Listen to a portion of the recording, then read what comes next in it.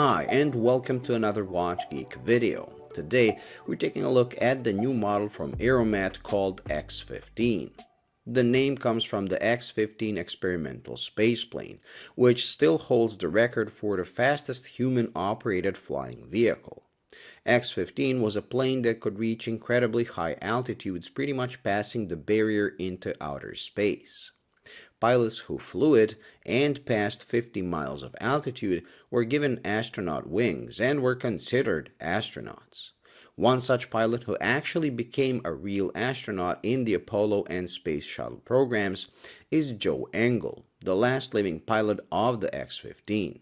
He's the ambassador of the brand, and his autograph is found on the caseback right under the embossed front view of the plane. The watch was a part of the Kickstarter campaign that was funded within 5 hours of the launch, and now they're about to launch on Indiegogo.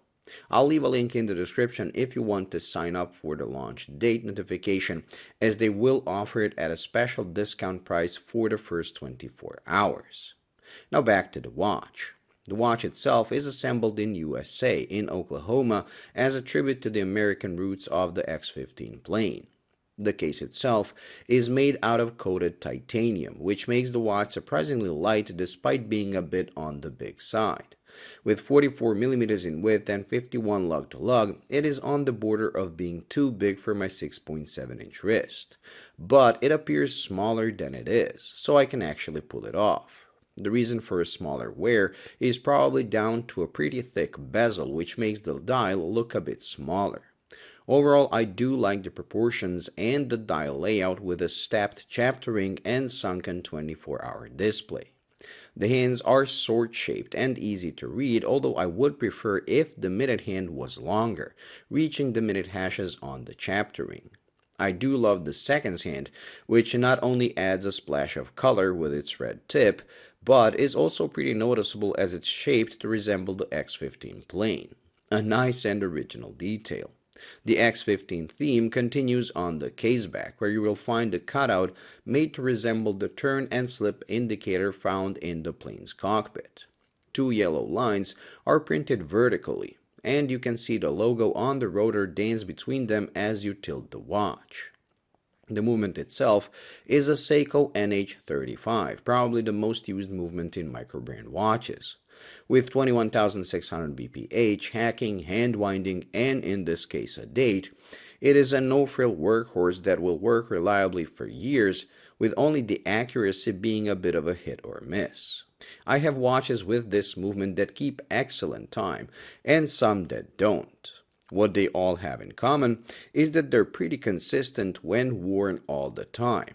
They do like to be topped up on power reserve. If you let them wind down a bit, that is when you start to lose consistency and show their affordable nature. The crystal is a flat sapphire that sits slightly above the bezel and makes the watch very legible.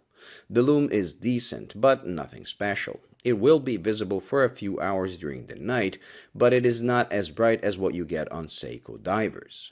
Speaking of divers, this comes with 100 meters of water resistance, meaning you should be okay with most water activities, even though it doesn't feature a screw-in crown.